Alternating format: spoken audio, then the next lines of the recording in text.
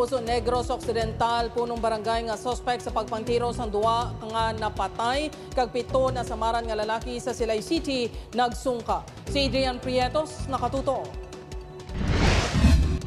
Ginahanda na sa kapulisan ng kaso nga 2 counts of murder kag 7 counts of frustrated murder batok kay Arnie Benedicto, punong barangay sang Lantad, Silay City. Si Benedicto ang mayor nga sospek sa pagpatay kanday Albert Salimbot kag Ronnie Piedad kaga pagkasamad sang 7 pa ka mga supporter ni re-elected Mayor Judith Gallego.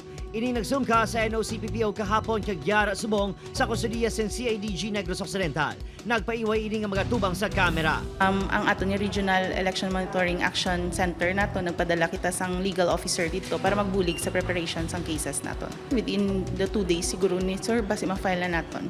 Maluwas kay Benedicto, ginasundan sang PRO-NIR ang posibilidad nga may upod pa ini. Nagpaiway nga magatubang sa kamera ang himata sang biktima nga si Piedad. Apang sunod sa iya mga suod niya biyan, ginapakamalaot nila ang hinali nga kamatayon sini. Nasalan pa nga fireworks ang linupok kahapon bangod eleksyon. Hindi lang kay manino yung ako, hindi pamilya ko naman isa mo. Simple subuan kayo, kaya ang duway ka bata, subong ti ilong mulo-mulo na gini. Nakabati kami like linupok. Sabi naman na mo to do ka celebration lang do. Sa piyak nga partido nga do ga-enjoy na sila bilang mga pansin or ano. Apisar sang natabo, ginakabig sa kapulisan niya generally peaceful ang pagpatigayon sa eleksyon 2025 sa Negros Island Region.